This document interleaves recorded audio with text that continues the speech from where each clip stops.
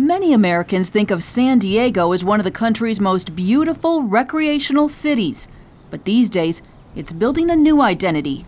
San Diego is quickly earning a reputation as ground zero of the Christian marriage movement in California. That's because it was churches here that began the petition drive that put the marriage amendment on the ballot. And those churches now are organizing a Get Out the Vote drive for November. There's many phone calls after midnight. There's conference calls after midnight. There were emails going at 4:15 a.m. this morning. It is ratcheted up and it is intense.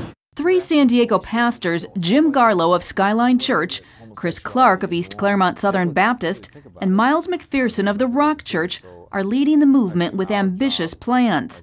5,000 energized pastors who will help get out 7 million votes. Political scientist Thad KOUSSER says their work is key. Churches will absolutely be the organizational heart of this support campaign. We've already had a conference call with 1,000 pastors. Miles McPherson is a former San Diego Charger turned megachurch pastor who gets it.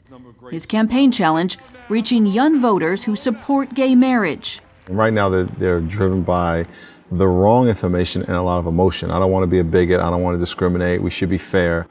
But they don't understand, one, the facts of the dangers of homosexuality, but also what loving somebody means. You love somebody by helping them obey God. But not all pastors are jumping on board. Some say they don't want to get political. My response to that is we're not political. The institution of marriage predates any government that was established on earth. So we're not being political, we're being biblical.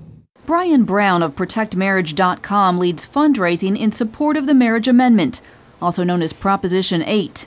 The amendment would override the state Supreme Court's ruling and make only heterosexual marriage legal.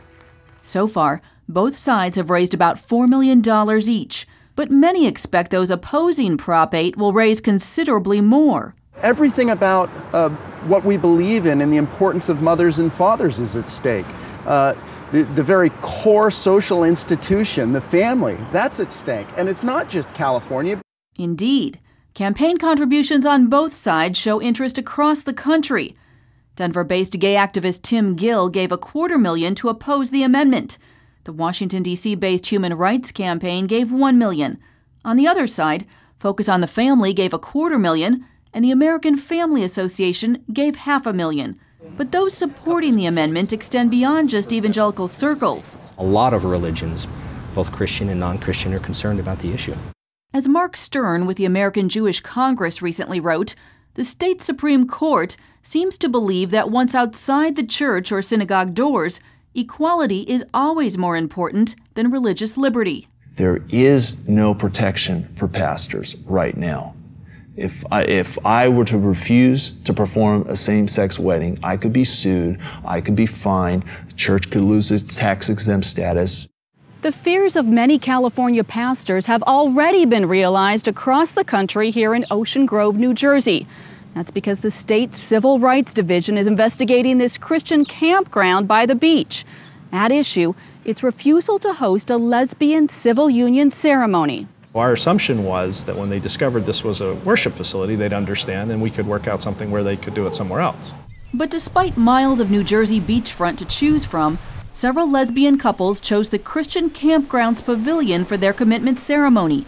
In the ensuing legal battle, the campground lost part of its tax-exempt status. No religious organization should be forced to use their facilities, places of worship, for things and behavior that is completely at odds with their core Christian beliefs.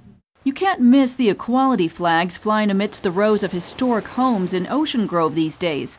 The division is clear. People want to have a relationship, and if they want to make some kind of acknowledgement that it should be allowed, it's not really hurting anybody. Those kinds of sentiments will lead over 100,000 gay couples to marry in California in the next 3 years.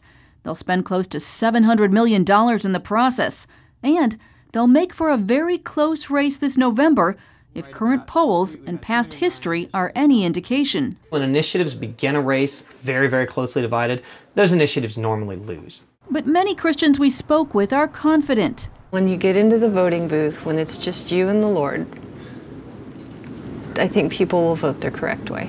In the meantime, gay marriage continues in the Golden State, complete with wedding applications for Party A and Party B. And churches continue to pray, knowing that a November defeat will create a hostile climate for any Californian who opposes gay marriage. Heather Sells, CBN News, San Diego.